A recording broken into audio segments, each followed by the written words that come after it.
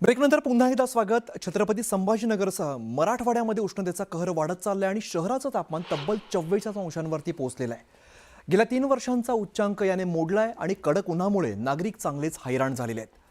दुपारी रस्ते ओस पडताना दिसत आहेत। उष्माघाताचा धोका वाढल्यामुळे आरोग्य विभाग आता सतर्क झालेला आहे आणि प्रत्येक आरोग्य केंद्रात शीतकक्ष तयार करण्यात आलेले आहेत।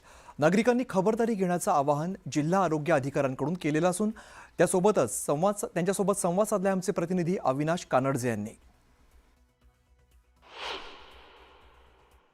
मराठवाड्यात तापमानाचा धोका वाढलाय, उष्माघाताचाही धोका वाढतो आहे, कारण मराठवाड्याचं तापमान 43.6 पर्यंत गेलंय। त्यामुळे आरोग्य विभाग देखील सतर्क झालाय, त्यांच्याकडून काळजी घेण्याचं आवाहन केलं जात आहे। नक्की आरोग्य विभागाने काय काय उपाययोजना केल्या आहेत त्यावरच बोलण्यासाठी माझ्यासोबत जिल्हा आरोग्य अधिकारी धानोरकर सर आहेत। सर, काय काय उपाययोजना आपण करतात आणि कशा पद्धतीचा हा संपूर्ण उष्माघाताचा आता धोका निर्माण झालाय? ओके, नक्कीच जर आपण पाहिलं तर आता टेम्परेचर एकदम खूप जास्त वाढलेलं आहे, 43 डिग्रीपेक्षा जास्त।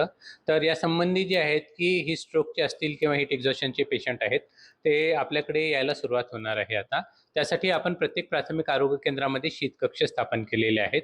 त्यामध्ये आपण कूलरची व्यवस्था केलेली आहे, त्यांच्यासाठी स्वतंत्र बेडची व्यवस्था केलेली आहे।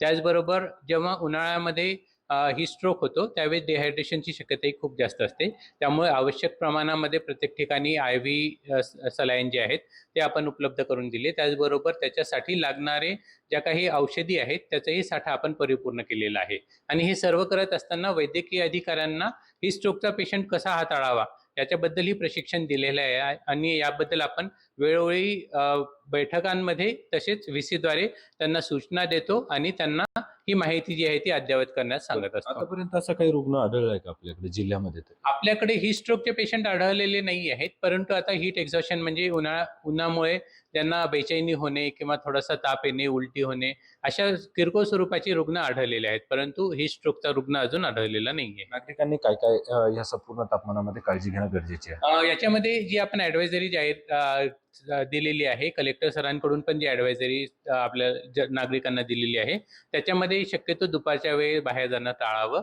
उष्माघाताचे रुग्ण नाही, पण उन्हामुळे ज्यांच्या बॉडीमध्ये काही फरक जाणवतोय किंवा ज्यांना त्रास होतोय त्यांनी जास्तीत जास्त लिक्विड घेणं गरजेचं आहे, असं देखील आरोग्य अधिकाऱ्यांचं मत आहे।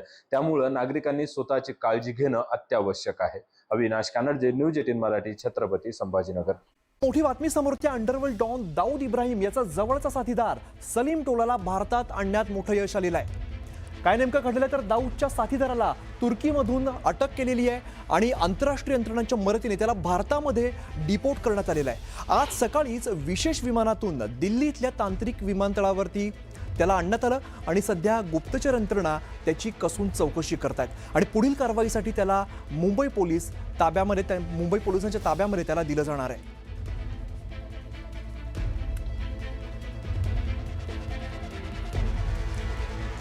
इस्तांबूल ठिकाणी त्याला अटक करण्यात आली, त्यानंतर त्याला भारतामध्ये आणण्यात यश आलंय।